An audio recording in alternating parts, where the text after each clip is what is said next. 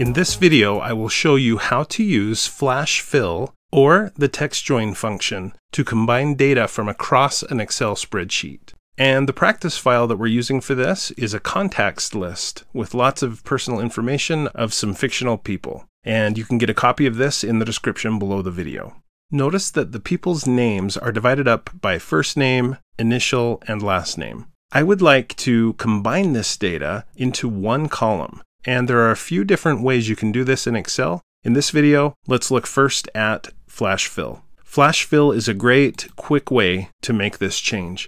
First, I just click on cell D2 in this case, and I'll just type out exactly what I want to see in D2. So Willie M. Ramirez, that's what I'd like to see in this cell. And so I've typed it in, and now I'll tap Enter on the keyboard. And as long as the selection is somewhere in column D, where I would like the rest of this data combined, I can go to the Data tab, look on the Data ribbon, and look in the Data Tools group. And about right here, you should see Flash Fill. Now, typically that's written out so that you can see it, but this computer that I'm using has such a small resolution size that it couldn't fit the text on there. But anyway, that is Flash Fill. Notice that there's also a keyboard shortcut, Control+E.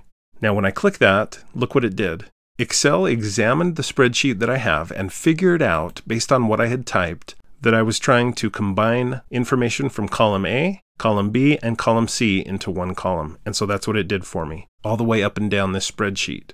Now every once in a while, when you do a Flash Fill, there will be an error or two, and so you need to double check those results, but in this case it looks really good, at least at first glance. One obvious error I'm seeing though is this cell, D1. You can see it's listing out the things that were combined. First name, initial, last name, etc. So I'm just going to click on that and replace it with name. If I want to, I can click over here on E1, go to the Home tab, and click the Format Painter, and then simply click here on D1 and it will format exactly the way E1 is formatted. At this point, I can click and drag to highlight columns A, B, and C, right click, and delete. The source information is now gone, but the Flash Fill data remains. So that went really well, but I'm going to hold Control and tap Z a few times because I want you to see that you can do a similar thing, but using an Excel function. The function is called text join. Here in cell D2, I'll tap equals,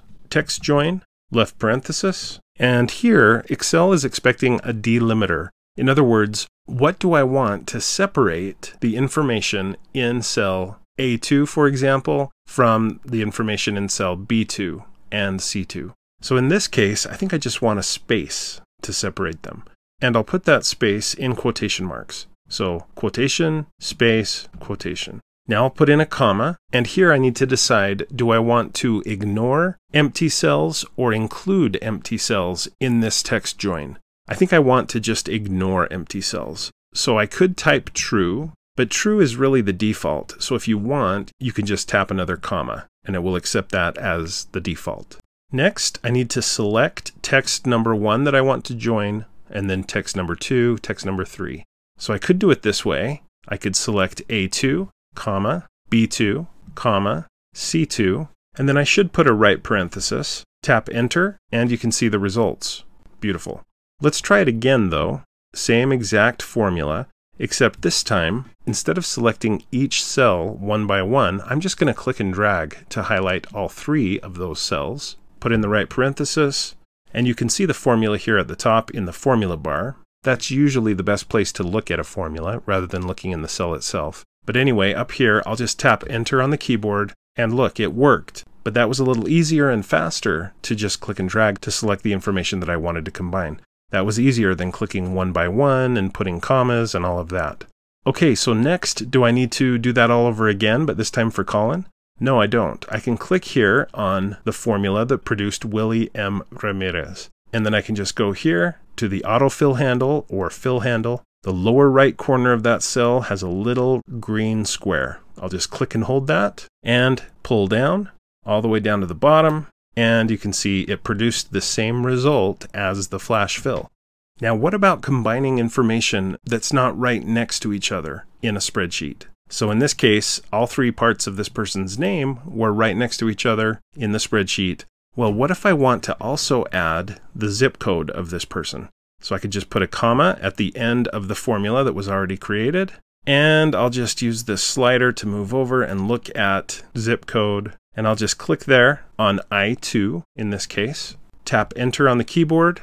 And as I go back to the far left, you can see if I expand this column, you'll be able to see that Willie M. Ramirez has his zip code following his name in the cell. I could click and drag to update this formula all the way down the page. Instead, I'm just going to double click on that autofill handle, and you can see it updates all the way down just by double clicking. Now again, I could go up to the top to D1, and I could title this name. Now, I bet some of you are wondering, okay, so now what happens if I delete columns A, B, and C? Will this formula still work? Notice that the formula relies on columns A, B, and C. So that's your answer right there. If I delete these columns, it's not going to work. Those formulas all produce errors at that point. So the solution in that case is to insert a new column. I'm just right-clicking over E and click Insert, and then I can select all of the data in column D. One easy way to do that is to click on cell D2 and then double-click the autofill handle to highlight all of the data.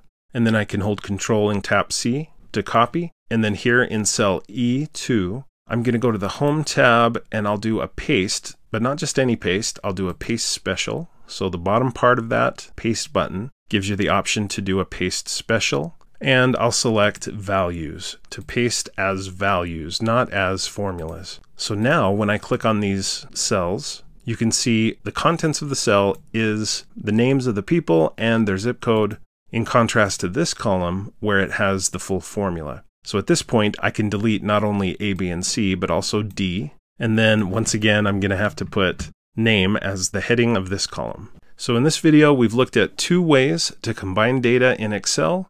One way is by using Flash Fill.